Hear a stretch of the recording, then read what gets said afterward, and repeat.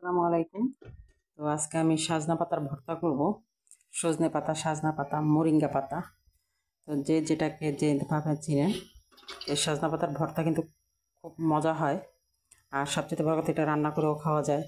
তো সবাই জানে ছোটো মাছ দিয়ে রান্না করে খাওয়া যায় বা ভর্তা করে খাওয়া যায়। আর এটার পাউডার তো খুব উপকারী। মোট কথা, সাজনা পাতা খুব উপকারী একটা ওষুধি পাতা, আমি যেটাকে বলবো।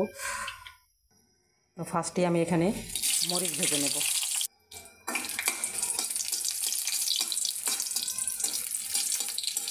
তো ফার্স্টে মরিচটা ভেজে নেব, একটু কড়া করে ভেজে নেব।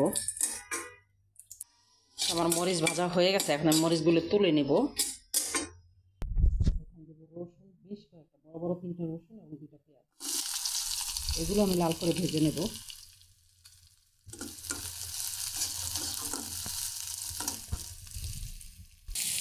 তো যে যেখান থেকে আমার ভিডিওগুলো দেখেন সবাইকে অসংখ্য ধন্যবাদ।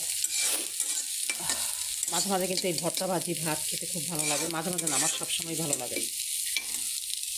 তো আমি তেমন ভালো রান্না বান্না পারি না, এই জন্য যখনই দেখবেন যে আমার চ্যানেলে দেখবেন, আমার চ্যানেল অবশ্য রান্নার চ্যানেল না, এভরিথিং।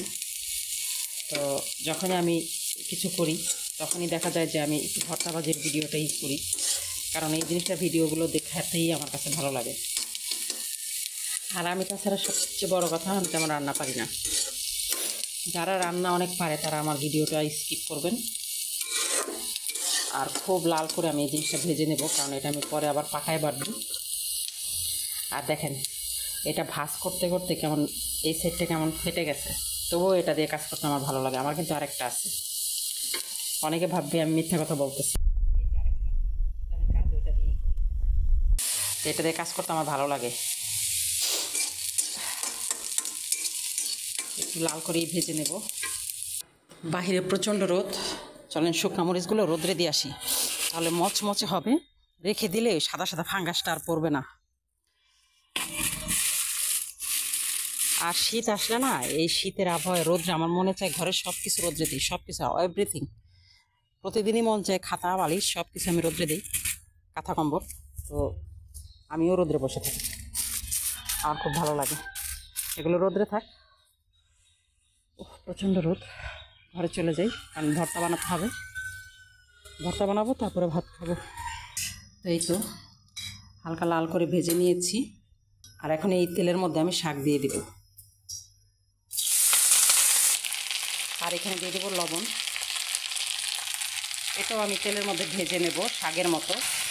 এটা অল্প আছে, আমি ঢেকে দেবো ভালো করে সেদ্ধ হওয়ার জন্য। এই ফাঁকে আমি মরিচ পেঁয়াজ রসুনগুলো বেটে নেব।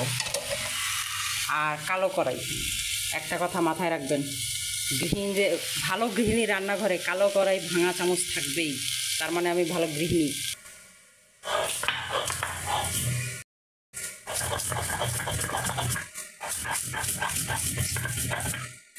বেশি ভালো গৃহিণী হতে গেছিলাম, ভেঙে গেছে। শাক ভালো হয়েছে।